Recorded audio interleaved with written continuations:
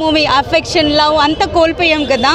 ఇప్పుడు మళ్ళీ ఆ ఫ్యామిలీ మూవీ చూసిన తర్వాత అదంతా మనుషుల్లో ప్రేమ అనుభూతి, లైక్ బాధ్యత, కుటుంబం బాధ్యత, జాయింట్ ఫ్యామిలీ గురించి మెసేజ్ ఉంది.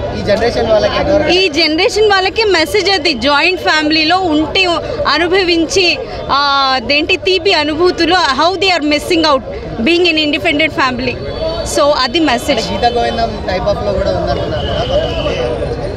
అది అదంతా లేదు కానీ message I'm saying the moral of the message is to be in joint family, have that wonderful memories. No, not at all. So అంటే కంటిన్యూస్గా హాలిడేస్ ఉన్నాయి కదా, ఇప్పుడు ఫ్యామిలీస్ అందరూ చూడొచ్చు. yes absolutely hit movie. Very nice. Sentiment work out work out okay Vijay Deverakonda acting ఎలా ఉంది? మంచిగా ఉందండి. చివరికి ఫ్యామిలీ చూడు, అర్థమైందా? ఫ్యామిలీ స్టార్ సినిమా అందుకన్నా చూడాలి, అర్థమైందా? ఐ లవ్ యూ అనేటువంటిది ఒక మంచిగా చెప్పేది, అర్థమైందా? అది ఫ్యామిలీకి చెప్పాలి, అందుకు ఫ్యామిలీ స్టార్ సినిమా చూడాలి. బట్ క్యా బోల్తే యారు, చెప్పండి, సమझाओ इसको समझाओ. Any questions? Wow, it's a very nice combination. Mrunal Thakur and Devarakonda combination బాగుంది. బట్ మునాల్ ఠాకూర్ గారి ముక్కు కొద్దిగా లాగుంది. But each and everything is super.